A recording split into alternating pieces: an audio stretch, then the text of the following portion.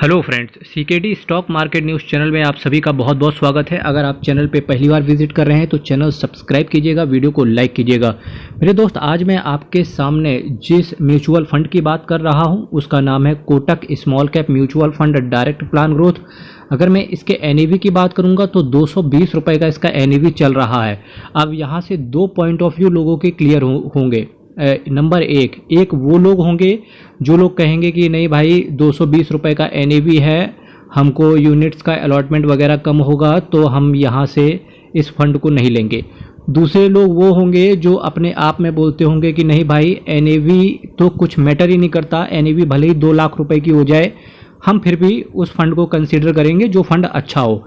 तो जिनसे जो पहले पॉइंट ऑफ व्यू वाले थे कि भाई एनएवी इसकी ज़्यादा है, हम केवल 60 70 80 रुपए की एनएवी से ही म्यूचुअल फंड को खरीदना ज़्यादा पसंद करेंगे, तो उनके लिए क्या है वो एसबीआई का स्मॉल कैप देख सकते हैं, निप्पॉन इंडिया का स्मॉल कैप देख सकते हैं, टाटा स्मॉल कैप देख सकते हैं, एचडीएफसी का स्मॉल कैप देख सकते हैं, एचएसबीसी का स्मॉल कैप देख सकते हैं।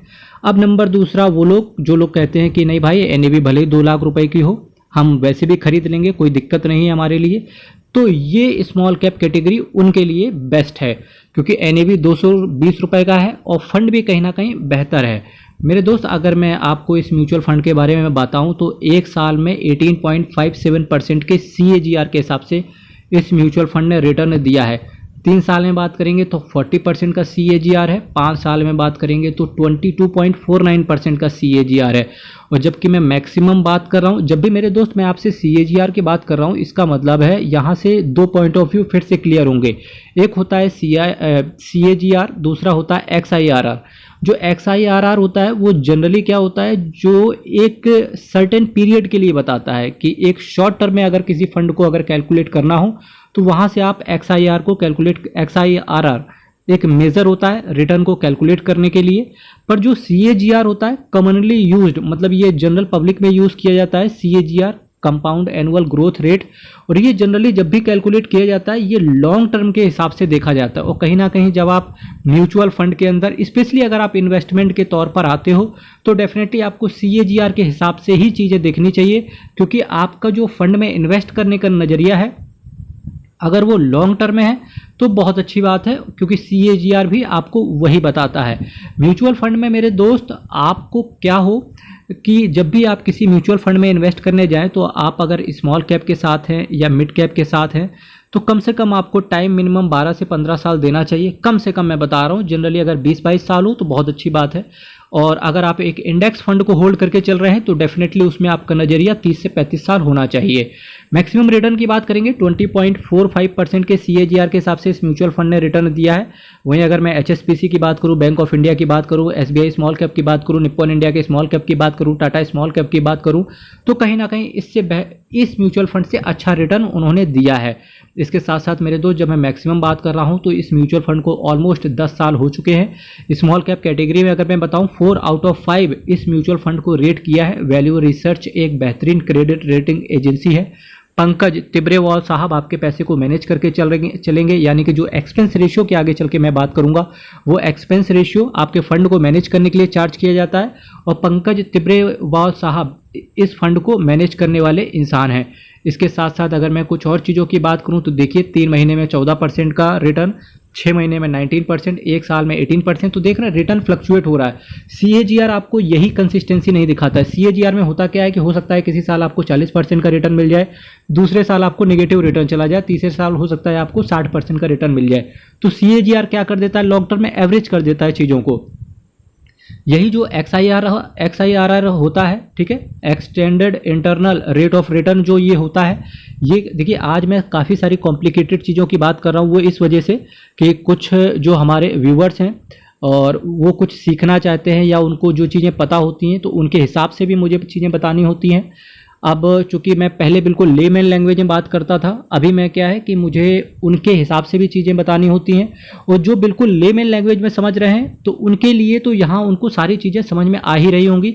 साथ ही साथ इस जो मैं लैंग्वेज का, अभी मैं प्रोफेशनल लैंग्वेज का जो यूज़ कर रहा हूँ, एक्चुअली जो हम लोग पढ़ते थे उसी चीज़ का मैं आपको बता रहा हूँ, XIRR, CIRR, इसके बाद मैं स्टैंडर्ड डेविएशन की भी अभी बात करूँगा। अब आपको अल्टीमेटली ये समझिए कि मैं जान गया हूँ कि जो मेरा सब्सक्राइबर है और जिस तरीके से सब्सक्राइबर बढ़ रहा है उस तरीके से मुझे लग रहा है कि मुझे अब काफ़ी चीज़ें आपके सामने रखनी होंगी। यही रीज़न है जो हमारा एक सब्सक्राइबर जब से जुड़ा हुआ है, स्पेशली अगर मैं बात करूं तो देसी विलेज साहब जो हैं वो वीडियो पर कमेंट्स भी करते हैं। मैं उनको तब से ट्रैक कर रहा हूं, बहुत पुराने सब्सक्राइबर हैं वो मेरे।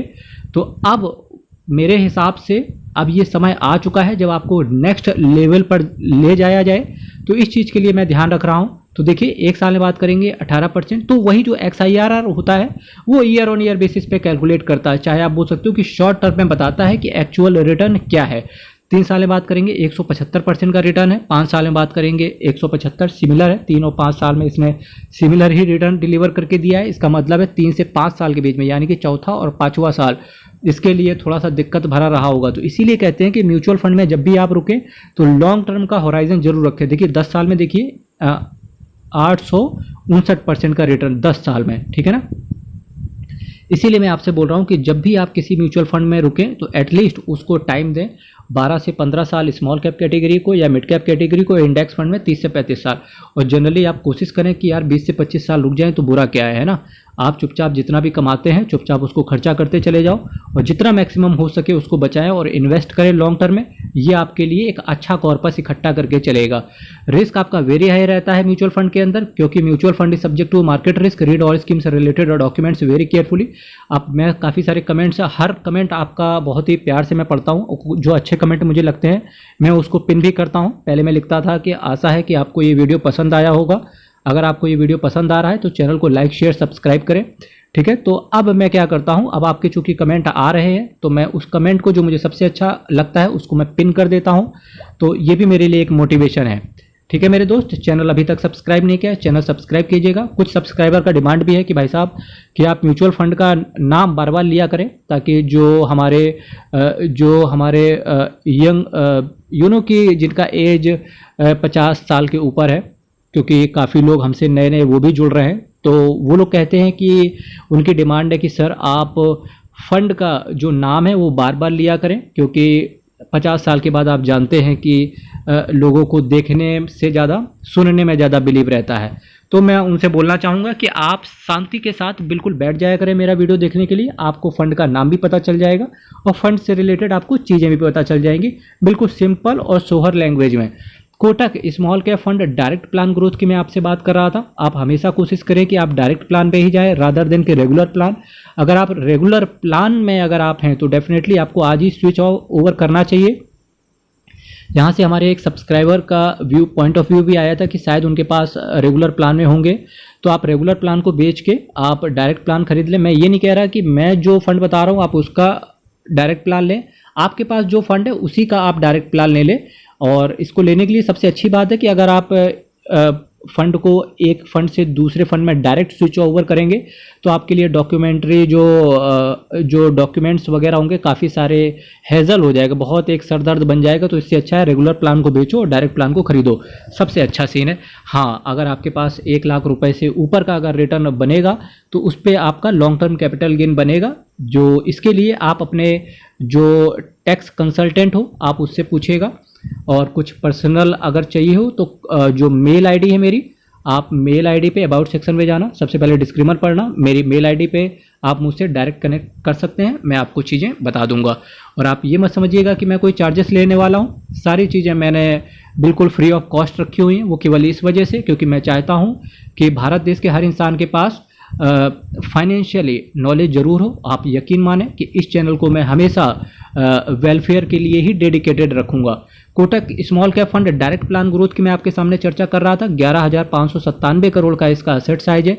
और अगर मैं इसके एक्सपेंस रेशियो की बात करूंगा तो टाटा स्मॉल कैप से थोड़ा सा ज़्यादा एक्सपेंस रेशियो पर डिसेंट है, 0.45% का ये आपसे केवल एक्सपेंस रेशियो चार्ज करके चल रहे हैं। वहीं 5.82% का इन्होंने कैश होल्ड करके रखा हुआ है। Nifty small cap 250 total return index को इन्होंने सेलेक्ट करके रखा हुआ है।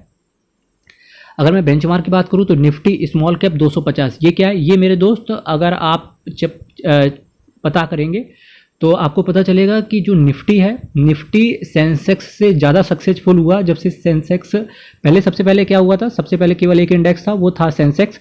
इसके बाद में चल के निफ्टी भी आया। तो निफ्टी सेंसेक्स के मुकाबले ज़्यादा सक्सेसफुल हुआ। वो इस वजह से हुआ क्योंकि निफ्टी ने क्या किया, निफ्टी ने हर कैटेगरी को डिवाइड कर दिया। हर कैटेगरी को, आप जो भी आपकी category, small cap, mid cap, large cap, flexi cap, small and mid cap, her category को निफ्टी ने डिवाइड किया। Nifty large cap, Nifty next 50। तो इस वजह से निफ्टी कहीं ना कहीं ज़्यादा तरीके से जो शेयर्स को जो बास्केट बनाने का तरीका है, वो निफ्टी ने बहुत ही भली बात किया। तो एक जो बास्केट है Nifty small cap 250, small cap के अंदर 250, और उसमें भी कौन सा, निफ्टी के अंदर जो बेस्ट शेयर्स होंगे स्मॉल कैप कैटेगरी के, उनमें से कुछ इन्होंने शेयर्स में पैसा लगाया होगा। कौन कौन से शेयर्स में पैसा लगाया होगा उसकी बात अभी मैं बात करूंगा। प्लान ग्रोथ है, एग्जिट लोड से रिलेटेड यहाँ पर कहानी लिखी हुई है। आप कहानी को ना पढ़ते हुए केवल आप इतना याद रखना, 365 दिन के पहले अगर आप इस म्यूचुअल फंड से निकलने की चेष्टा करेंगे तो आपसे 1% का एग्जिट लोड पड़ जाएगा। हालांकि कुछ लोग समझेंगे कि भाई साहब ये तो नहीं लिखा है यहाँ पर, तो अब मैं इंग्लिश में बात करता हूँ कि क्या लिखा है। For units in excess of 10% of the investment 1% will be charge for admission with in 365 days. देखिए, या तो इन्वेस्टर पूरा रुकेगा किसी फंड में, या किसी फंड से पूरा एग्जिट होगा, और शायद अगर किसी को इमरजेंसी फंड की ज़रूरत होगी तो वो थोड़ा सा फंड विड्रॉ कर लेता है। तो उस पर यही लिखा हुआ कि अगर आपके पास जितने भी यूनिट्स हैं, इसीलिए मैं ऊपर एनएवी की हमेशा बात करता हूँ। एनएवी से क्या होता है कि आपको यूनिट्स का अलॉटमेंट किया जाता है। आपके पास जितने भी यूनिट्स हैं, आपको पता चलेगा, आप सपोज दैट 5,000 रुपये से SIP कर रहे हैं, तो उस पर अल्टीमेटली आपको यूनिट्स दिए जाते हैं। तो जो यूनिट्स होते हैं, अगर जितने भी यूनिट्स आपके पास पड़े हुए हैं ओवरऑल कॉर्पस का, अगर आप 10% से कम विड्रॉ करेंगे तो आपसे कोई भी एग्जिट लोड नहीं पड़ेगा, और 10% से ज़्यादा करोगे तो डेफिनेटली आपसे 1% का एग्जिट लोड पड़ जाएगा। इसके साथ साथ मेरे दोस्त, मैं आपसे ये भी कहना चाहूँगा कि किन किन सेक्टर्स में आपका पैसा पड़ा हुआ है। तो सेक्टर्स देखो, metals and mining, chemicals, services, कुछ कैश होल्ड करके चल रहे हैं जिसकी बात मैंने ऊपर आपसे करी। Automobile, technology, financial, health care, followed by construction, textile, consumer staples, energy जैसे कुछ दिग्गज सेक्टर्स में आपका पैसा पड़ा हुआ है। इसके साथ साथ इस वीडियो को ख़त्म होने के बाद मैं आज आपसे काफ़ी सारी चीज़ों की बात करने वाला हूं। एक टिप्स भी दूंगा जिसके लिए आपको थोड़े से कान मेरे पास लाने पड़ेंगे केवल। और अगर मैं अदर्स की बात कर रहा हूं, चलिए आप सभी लोग बताइए कि अदर्स में जो ये 5.82% लिखा हुआ है, ये क्या है भाई, ये क्या है? ये वही है जो कैश होल्ड करके चल रहे हैं। कार्बोरंडम यूनिवर्सल लिमिटेड, अब मैं बात कर रहा हूँ किन किन शेयर्स में पैसा पड़ा हुआ है। तो Carborundum Universal Limited, Cyient Limited, Ratnamani Metals and Tubes Limited, Century Plyboard के शेयर्स पर भी आपकी नज़र होनी चाहिए। Galaxy Surfactant, Alembic pharmaceutical, Blue Star, Supreme Industries, Garware technology fibre Limited, इसके साथ साथ Blue Dart, Sheela Foam, Sansera engineering, Shoppers Stop, V Guard Industries, Somany Ceramic, Maharaja battery भी एक अच्छा शेयर है, पर कहीं ना कहीं ये शेयर अब एक रेंज में फंस के रह गया है। तो ये जो महाराजा बैटरी जैसी कंपनियां हैं, ये स्लो चलती हैं, पर अगर आप एक एक्यूमुलेट करने का फॉर्मूला किसी शेयर में रखते हो तो डेफिनेटली वो सक्सेसफुल इन्हीं कुछ शेयर्स में होता है। क्योंकि ये कंपनियां ज़्यादा ऊपर तरीके से जाती तो हैं, पर पर कहीं ना कहीं 1-2 साल के लिए फंस जाती हैं। अब जिसे आप फंसना बोलते हो, पर चूंकि कंपनी फंडामेंटली स्ट्रांग होती है, तो इस वजह से होता क्या है कि भाई साहब SIP करने का पूरा मौका देती है कि आओ नीचे से और खरीद लो और खरीद लो और खरीद लो, ताकि आने वाले समय में जब अच्छा रिटर्न कंपनी दे तो आपको एक बल्क में और सिक्योरिटी के साथ आपको रिटर्न देखने को मिले। Persistent Systems, Mahindra Life Space Developers Limited, GE Shipping, Schaeffler India, Exide Industries, Shyam Metalics, Nilkamal Limited, Solar Industries, V Mart, ICICI Bank, Simran Wind Project, JK Cement, Amber Enterprise, Balrampur Chini, Rolex Ring, BEML, APL Apollo Tubes, VIP Industries, GR Infra Project. इसीलिए मैं हमेशा कहता हूं कि भाई साहब individual stock से अच्छा है कि आप म्यूचुअल फंड्स के माध्यम से किसी शेयर्स के अंदर इन्वेस्ट करना चाहते हैं। तो अगर आप किसी शेयर्स के अंदर इन्वेस्ट करना चाहते हो तो डेफिनेटली आपको म्यूचुअल फंड के माध्यम से आना चाहिए। क्योंकि यहाँ पर होता क्या है कि आपको कंप्लीटली एक बास्केट मिल जाती है, एक ऐसा बंदा मिल जाता है जो आपके पैसे को मैनेज करता है। इससे साथ ही साथ आप काफ़ी सारी चीज़ों के बारे में आपको पता भी लगता है। और इंडिविजुअल स्टॉक्स में भी इन्वेस्ट करना अच्छा होता है। केवल उस समय क्या होता है कि आपको ठोक पीट के एक शेयर लेना होता है और उस शेयर्स का लॉन्ग टर्म व्यू बहुत अच्छा हो। Kalpataru Project International Limited, Orient Electric, Bosch Limited, Tata Chemicals, Hawkins Cookers, Kajaria Ceramic, VST Tillers, Thermax, Ajanta Pharma, Apollo Pipes, Lakshmi Organics, AU Small Finance Bank, Dhanuka Agritech, PI Industries जैसी कुछ दिग्गज कंपनीज के अंदर आपका पैसा पड़ा रहेगा। इसके साथ साथ अगर मैं बात करूं आप कोटक महिंद्रा म्यूचुअल फंड की अगर मैं बात करूंगा तो 3,34,396 करोड़ का इसका असेट अंडर मैनेजमेंट है। टोटल 139 स्कीम्स के साथ ये आते हैं। कोटक एएमसी की बात करें, एक जाना माना नाम है, एक बेहतरीन फंड हाउस है। इसके साथ साथ 3,34,396 करोड़ का असेट अंडर मैनेजमेंट भी ये भली बात डिस्क्राइब करता है। हेलो फ्रेंड्स, तो अभी तक जो मैंने आपसे बात करी एक Kotak small cap mutual fund direct plan growth से रिलेटेड, रिटर्न अच्छा था, रिटर्न अच्छा दिया है, फंड मैनेजर अच्छा है, असेट साइज अच्छा है इनका और लोगों का ट्रस्ट भी है और कोटक असेट मैनेजमेंट कंपनी का नाम भी मार्केट के अंदर बिकता है। तो इस वजह से सारी चीज़ें अच्छी थी। और अगर मैं इसके बाकी स्मॉल कैप से कंपेयर करें तो रिटर्न काफ़ी हद तक 2-4% कम ही है कोटक स्मॉल कैप का, पर कहीं ना कहीं 1-2% के लिए आप इधर छोड़ो उधर आओ करेंगे तो क्या ही बनेगा। तो जिन लोगों का 15,000 करोड़ रुपए पड़ा हुआ है तो उन्हें क्या करना चाहिए, एटलीस्ट रुक जाना चाहिए। फिर भी अल्टीमेट डिसीजन आप लेना है क्योंकि पैसा आपका है। क्योंकि देखिए अब जो ये वीडियो, फिर सिक्योरिटी जी आप ये बताओ कि ये वीडियो लेकर के क्यों आए। मैं इस वजह से लेकर के आया हूँ, जो नए बंदे आना चाहते हैं तो उनके लिए भी काफ़ी अच्छी संभावनाएं हैं अदर जगह पे, दूसरी जगह पे जहाँ पे रिटर्न भी अच्छा है, एक्सपेंस रेशियो भी ठीक है और चीज़ें भी ठीक हैं। तो चलिए अब बात हो गई कि नॉर्मल ज़िंदगी जैसे चल रही थी कि काफ़ी सारा लेमन लैंग्वेज में अगर मैंने आपसे बताया तो वहाँ से भी मैं वैसे फंड निकाल के ला पा रहा था बिल्कुल लेमन लैंग्वेज में। एनएवी पकड़ो, रिटर्न पकड़ो, एनएवी पकड़ो, क्या बोला मैंने, एनएवी पकड़ो, रिटर्न पकड़ो, एक्सपेंस रेशियो पकड़ो और ड्यूरेशन पकड़ लो। 4 चीज़ों का अगर आप एक पायदान पे रखे कंपेयर करो तो आप वही निकाल के ला पाएंगे जो यहाँ से मैं आपके सामने बात करने जा रहा हूँ। देखिए म्यूचुअल फंड को कंसीडर करने के लिए 2 तरीके से निकाला जा सकता था। मैं काफ़ी दिनों से इस चीज़ को, काफ़ी दिनों से क्या, मैंने सालों साल 10 साल हो गए मैंने इसको छोड़े हुए। Standard deviation, sharpy ratio, beta, Sortino, alpha, ये एक्चुअली म्यूचुअल फंड के परफॉर्मेंस रेशियोज होते हैं। म्यूचुअल फंड के ये परफॉर्मेंस रेशियोज होते हैं जिनकी वजह से एक अच्छे म्यूचुअल फंड एक ख़राब म्यूचुअल फंड को कैलकुलेट किया जा सकता है। वही चीज़ें मैंने जब मैंने अच्छे से पढ़ाई करी और अच्छे से पढ़ाई करने के बाद में केवल मैंने 4 चीज़ें पाई। एक एनएवी पकड़ो, एक्सपेंस रेशियो पकड़ो, उसका रिटर्न पकड़ो और पास्ट में उसका चरित्र पकड़ो कि कितने सालों से वो फंड काम कर रहा है। अगर आप ये 4 चीज़ें रख के किसी एक पायदान पे चेक करोगे तो आप भी वही चीज़ निकाल पाओगे जो इन 5 चीज़ों से निकल के बाहर आएगी। फिर भी काफ़ी सारे इन्वेस्टर्स और हमारे सब्सक्राइबर्स के डिमांड पे मैं अब से इस चीज़ के बारे में भी कंसीडर किया करूंगा। देखिए अगर मैं बात करूं कोटक स्मॉल कैप का, कंपेयर करेंगे एसबीआई के स्मॉल कैप फंड से। तो चलिए बात करते हैं यहाँ से। देखिए अगर मैं कोटक स्मॉल कैप फंड को एसबीआई स्मॉल कैप से कंपेयर करेंगे और सबसे पहले हम बात करेंगे यहाँ से स्टैंडर्ड डेविएशन की। देखिए घबराइएगा नहीं, जो हमारे पुराने सब्सक्राइबर्स हैं जो बिल्कुल लेमन लैंग्वेज में समझना चाहते थे, क्योंकि जिन्हें लेमन लैंग्वेज में समझना था तो आप वीडियो को यहाँ से विराम दे सकते हैं और जिन्हें आगे सीखना है तो वो मेरे साथ जुड़े रह सकते हैं। क्योंकि अब मैं बात कर रहा हूँ कम्प्लीटली फाइनेंस वाला, जो बिल्कुल मैंने शुरुआत से ही जो स्टैट्स जो भी पढ़ा था मैंने उसकी बात करेंगे। देखिए स्टैंडर्ड डेविएशन क्या होता है।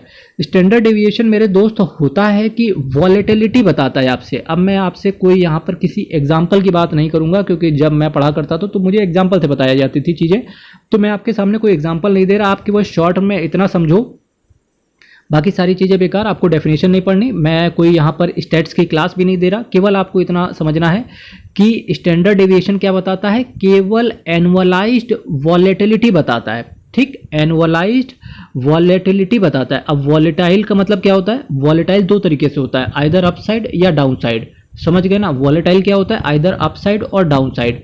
ठीक है, तो स्टैंडर्ड डेविएशन आपको ये बताएगा कि भाई साहब की जो रिस्क है म्यूचुअल फंड के अंदर, अब जैसे मैंने अपसाइड बोला तो ये मज़ा आ रहा है, हाँ अपसाइड चल रहा है, क्या ही दिक्कत है। अगर डाउन साइड है तो वो रिस्क हो गया ना, तो इसको अल्टीमेट बोल दिया जाता है कि रिस्कीनेस ऑफ म्यूचुअल फंड एनुअलाइज तरीके से। तो अब आप ऐसे समझो इस चीज़ को कि आपको वॉलेटिलिटी बताता है, और जब मैं वॉलेटिलिटी की यहाँ पर बात कर रहा हूँ तो वो अपसाइड भी हो सकती है, वो डाउन साइड भी हो सकती है। अपसाइड आपके लिए अच्छा है क्योंकि रिटर्न अच्छा मिल रहा, डाउन साइड आपके लिए खराब है क्योंकि आपका रिटर्न गिर रहा है। पर डाउन साइड कहीं ना कहीं एक अच्छे म्यूचुअल फंड के अंदर अच्छी भी होता है क्योंकि आप कहीं ना कहीं इस एसआईपी के थ्रू अगर आप जाते हो डाउन साइड के अंदर और अगर वो फंड अच्छा है तो डेफिनेटली आपको लॉन्ग टर्म में एक अच्छा रिटर्न आपको मिलता है मेरे दोस्त। इसके साथ साथ स्टैंडर्ड डेविएशन का एक चीज़ और भी अच्छा होता है कि जितना ज़्यादा स्टैंडर्ड डेविएशन, अब मैं दो म्यूचुअल फंड का यहाँ पे कंपेयर कर रहा हूँ ना आपके सामने, 16.29 है इसका स्टैंडर्ड डेविएशन किसका, कोटक स्मॉल कैप का, एसबीआई स्मॉल कैप का है 15.16। तो स्टैंडर्ड डेविएशन को आप ऐसे समझो जिसका ज़्यादा, केवल अब यहाँ से रट्टे मारने हैं आपने, देखिए जिस म्यूचुअल फंड का जितना ज़्यादा स्टैंडर्ड डेविएशन होगा वो म्यूचुअल फंड उतना अच्छा होगा। देखिए वीडियो बड़ा हो रहा है, कोई दिक्कत नहीं, चीज़ें आपको सीखने को मिलेंगी, बहुत अच्छी बात है। स्टैंडर्ड डेविएशन यहाँ से फिर रट्टे मारो आप कि देखो भाई साहब, स्टैंडर्ड डेविएशन जिस भी, जब आप कंपेयर करने बैठो ना, तो जिस म्यूचुअल फंड का स्टैंडर्ड डेविएशन ज़्यादा हो, क्या बोला मैंने, जिस म्यूचुअल फंड का स्टैंडर्ड डेविएशन ज़्यादा हो जब आप कंपेयर करने के लिए बैठो, तो यानी कि वो म्यूचुअल फंड ज़्यादा वॉलेटाइल रहता है। क्या बोला मैंने, जिस म्यूचुअल फंड का ज़्यादा स्टैंडर्ड डेविएशन होगा वो म्यूचुअल फंड ज़्यादा वॉलेटाइल होगा। और जब मैं वॉलेटाइल की बात कर रहा हूँ तो मैंने आपसे क्या बोला, आइदर अपसाइड या डाउनसाइड। तो ऐसे समय पे क्या होता है कि ऐसे म्यूचुअल फंड में जिसका स्टैंडर्ड डेविएशन ज़्यादा है वहाँ पर ये बेनिफिशियल रहता है कि आप वहाँ पर जब भी लमसम का सोचते नहीं कि भाई साहब मेरे पास 1 लाख रुपए पड़ा हुआ है, मेरे पास 10 लाख रुपए पड़ा हुआ है, तो जब मार्केट करेक्ट हो तब हम उस समय लमसम करने की चेष्टा करें, तो वहाँ पर क्या होगा, जब कोई म्यूचुअल फंड गिरना स्टार्ट होगा ना, तो जो ये जिसका स्टैंडर्ड डेविएशन ज़्यादा होगा वो ज़्यादा तेज़ी से गिरेगा। तो वहाँ पर उस समय आप विचार कर सकते हो लमसम करने के लिए। और जिस म्यूचुअल फंड का स्टैंडर्ड डेविएशन कम होता है तो वहाँ पर आप एसआईपी कंटिन्यूटी एसआईपी में कर सकते हो, चाहे वो शॉर्ट टर्म में रिटर्न कम आए या शॉर्ट टर्म में रिटर्न ज़्यादा आए।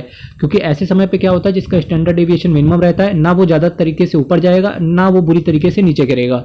तो ये चीज़ें होती है। होप्स हो कि आप समझ गए होंगे। जिसका स्टैंडर्ड डेविएशन ज़्यादा होगा वहाँ पर रिस्क आपका बहुत ज़्यादा रिस्क रहता है, क्योंकि आइदर अपसाइड आप बहुत ज़्यादा चलोगे या आप डाउनसाइड बहुत ज़्यादा चलोगे। ठीक है, तो स्टैंडर्ड डेविएशन यानी कि आप जो कोटक की स्मॉल कैप है इसमें लमसम के लिए विचार कर सकते हो। एसबीआई स्मॉल कैप में जिस तरीके से एसआईपी चल रही थी आप उस चीज़ के लिए विचार कर सकते हो। एक होता है, दूसरा होता है शार्पी रेशियो। वीडियो बड़ा हो रहा है पता है, पर आप यहाँ से चीज़ें समझना, बहुत सारी चीज़ें यहाँ से क्लियर होंगी। एक होता है शार्पी रेशियो। शार्पी रेशियो क्या होता है, ये एक्चुअली रिस्क एडजस्टेड रिटर्न होता है और ये रेशियो आपको बताता है कि यूनिट ऑफ रिटर्न्स अर्न। यहाँ पर देखिए कई बार लोग बोलते हैं ना कि एनएवी का कोई वैल्यू नहीं है, तो एनएवी देखिए एनएवी का हर जगह वैल्यू है। बस क्या है कि जिन लोगों ने लिखा इतिहास, जिन लोगों ने इतिहास लिखा तो उन्होंने ये बोल दिया कि एनएवी कोई है नहीं, कुछ है नहीं चीज़ें। बट चूंकि मैं हमेशा कहता हूँ कि आप इन्हीं 5 रेशियो से आप एक अच्छा म्यूचुअल फंड निकाल के लाओ, और मैं केवल उन 4 चीज़ों से अपने लिए अच्छा म्यूचुअल फंड, और यकीन मानना म्यूचुअल फंड आप भी वही निकाल के लाओगे जो मैं निकाल के ला रहा हूँ। ठीक है, चलिए शार्पी रेशियो की बात करते हैं। रिस्क एडजस्टेड रिटर्न होता है और ये रेशियो डिनोट करता क्या बताता है कि यूनिट ऑफ रिटर्न्स अर्न। ये भी आपको पता नहीं चलेगा, आप केवल यहाँ से आप रट्टे मारो। रट्टे ये मारना है कि देखिए शार्पी रेशियो जो होता है हायर, जिस म्यूचुअल फंड का शार्पी रेशियो ज़्यादा होगा जब आप कंपेयर करने बैठो वो म्यूचुअल फंड ज़्यादा अच्छा है। अब शार्पी रेशियो यहाँ देखो किसका अच्छा है, 2.06 हो गया कोटक स्मॉल कैप का और 1.96 हो गया एसबीआई स्मॉल कैप का। यानी कि अगर मैं शार्पी रेशियो के हिसाब से बात करूँ तो कौन सा म्यूचुअल फंड बेहतरीन निकल के आ रहा है, कोटक स्मॉल कैप। और वहीं अगर मैं लमसम की बात करूंगा तो भी कोटक स्मॉल कैप बेस्ट निकल के आया, क्योंकि लमसम आप ऐसे समय पे करोगे जब स्टॉक मार्केट गिरा हुआ हो, क्योंकि वॉलेटिलिटी उस समय यहाँ पर ज़्यादा हो जाएगी। एसबीआई स्मॉल कैप में एसआईपी के लिए बेहतरीन है। चलिए तीसरा बात करते हैं बीटा। बीटा देखो ये जो होता है, आपने बीटा के बारे में तो सभी को पता होगा कि भाई रिस्क बताता है। रिस्क कहाँ से बताता है, रिस्क बताता है ये अपने बेंचमार्क से। देखिए हर म्यूचुअल फंड अपने एक बेंचमार्क से होकर के आता है। अब जैसे इस केस में बेंचमार्क क्या बताया था, Nifty small cap 250 total return index, वो उसका बेंचमार्क था। तो जो बीटा बताता है, रिस्क बताता है आपका किससे, इसके बेंचमार्क से। और ये भी बताता है कि कितना रिस्की फंड है ये। तो डेफिनेटली और यहाँ से कैलकुलेट किस चीज़ पे होता है, इसका पैरामीटर या बेस क्या रखा जाता है, बेस रखा जाता है इसको 1 को बेस रखा जाता है, 1 को। ठीक है, तो बीटा 1 से कम है तो यानी कि फंड ठीक चल रहा है, और बीटा 1 से ज़्यादा है यानी कि फंड बहुत ज़्यादा रिस्की है। तो आपको 1 से ऊपर बीटा वाले, चाहे वो म्यूचुअल फंड हो चाहे वो शेयर्स, अगर 1 से ऊपर बीटा निकल जाता है तो वो रिस्की माना जाता है। तो बीटा की अगर बात करेंगे, देखिए अब 0.78 है, 0.74 है। अब रिस्क तो भाई साहब अगर बीटा के हिसाब से देखेंगे तो दोनों ही म्यूचुअल फंड अच्छे हैं। क्योंकि एक से कम बीटा दोनों का ही है। पर यहाँ से जब मैं बात कर रहा हूँ कि बीटा जितना ज़्यादा कम हो उतना ज़्यादा अच्छा होता है, और अगर फिर भी अगर बेस से कैलकुलेट करोगे तो एक से कम हो वो अच्छा होता है। क्योंकि अब मैं कंपेयर करने के लिए बैठा हूँ तो बीटा किसका कम है, बीटा कम है SBI small cap fund direct plan growth का 0.74 का बीटा है, यानी कि यहाँ से भी कौन निकल के आया, एसबीआई स्मॉल कैप निकल के आया। अब बात करते हैं सॉर्टिनो की।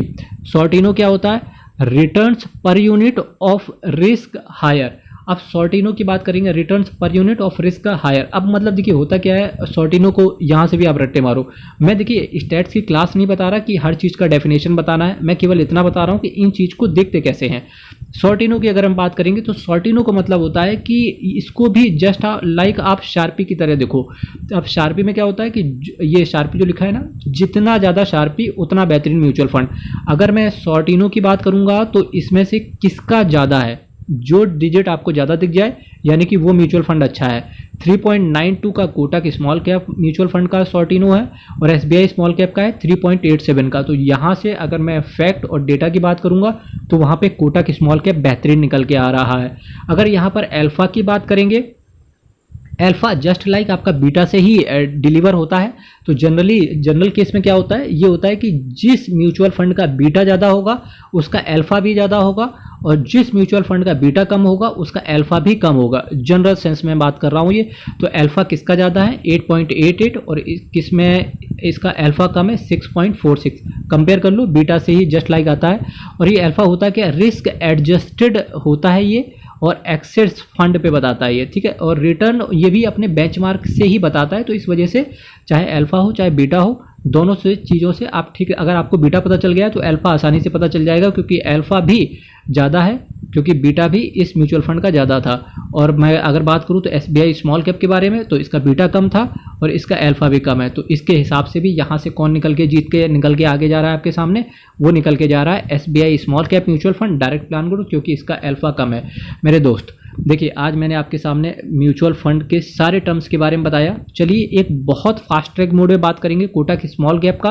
एक फंड से अभी दिल नहीं मान रहा मेरा, बातें कुछ और करनी है, मंजिल अभी बहुत दूर तक जाना है, चीज़ें सीखते रहेंगे तो बहुत कुछ लाइफ में पाएंगे मेरे दोस्त। चलिए अब यहाँ से एक म्यूचुअल फंड के बारे में मैं और कंपेयर करने की कोशिश करूंगा कोटक स्मॉल कैप से। जुड़े रहिए। मेरा दिल नहीं मान रहा था ना, तो इस वजह से मुझे निप्पॉन इंडिया स्मॉल कैप का भी कंपेयर करना था कोटक स्मॉल कैप से। चलिए बहुत फास्ट ट्रैक मोड पे यहाँ से चर्चा खत्म करेंगे। स्टैंडर्ड डेविएशन वॉलेटिलिटी को बताता है ये। तो देखिए बहुत ज़्यादा गिरेगा तो कौन गिरेगा, निप्पॉन इंडिया। बहुत ज़्यादा उठेगा तो कौन उठेगा, निप्पॉन इंडिया स्मॉल कैप। यही रीजन है कि 10 साल में 13 गुना पैसा कर दिया निप्पॉन इंडिया ने। कोटक स्मॉल कैप देखिए 16.29 as compared to Nippon. Kotak small cap का जो स्टैंडर्ड डेविएशन है वो काफ़ी हद तक कम है, यानी कि अगर निप्पॉन से कंपेयर करेंगे तो कोटक का जो फंड है तो उसका स्टैंडर्ड डेविएशन कम है। यहाँ पर वॉलेटिलिटी काफ़ी कम देखने को मिलेगी as compared to Nippon India. पहले मैंने एसबीआई से कंपेयर किया था, अभी मैं निप्पॉन को देख रहा हूँ यहाँ पर, ठीक है। तो स्टैंडर्ड डेविएशन के हिसाब से बात करेंगे तो अगर आप लमसम के लिए देख रहे हैं तो निप्पॉन इंडिया को देख सकते हैं, क्योंकि ये जब गिरेगा तो बहुत तेज़ी से नीचे गिरेगा, जब उठेगा तो बहुत तेज़ी से ऊपर उठेगा। तो यही रीज़न है कि लमसम आपको एटलीस्ट आपको ज़्यादा रिटर्न के लिए चाहिए होता है तो निप्पॉन इंडिया सेलेक्ट कर सकते हैं। शार्पी रेशियो की बात करेंगे। शार्पी रेशियो क्या बताया था मैंने कि हायर द बेटर। तो जिसका शार्पी रेशियो ज़्यादा हो यानी कि वो ज़्यादा अच्छा है।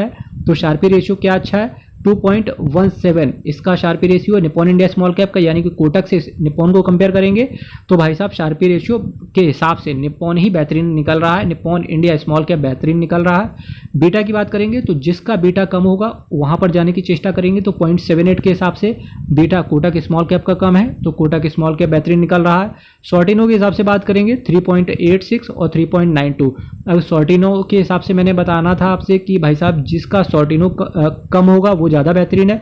तो सॉर्टिनो के हिसाब से कंपेयर करेंगे तो Nippon India small cap again winner होते हुए देखने को मिल सॉर्टिनो के हिसाब से बात करेंगे, जिसका सॉर्टिनो ज़्यादा होगा वो ज़्यादा बेहतरीन, क्योंकि बीटा से सॉर्टिनो काफ़ी थोड़ा सा हैजल हो जाता है। सॉर्टिनो की बात करेंगे तो जिसका सॉर्टिनो ज़्यादा होगा वो म्यूचुअल फंड बेहतरीन माना जाएगा। तो निप्पॉन से कंपेयर करेंगे कोटक स्मॉल कैप को तो 3.92 का शॉर्टिनो ज़्यादा है तो कोटक स्मॉल कैप को यहाँ से सेलेक्ट करेंगे।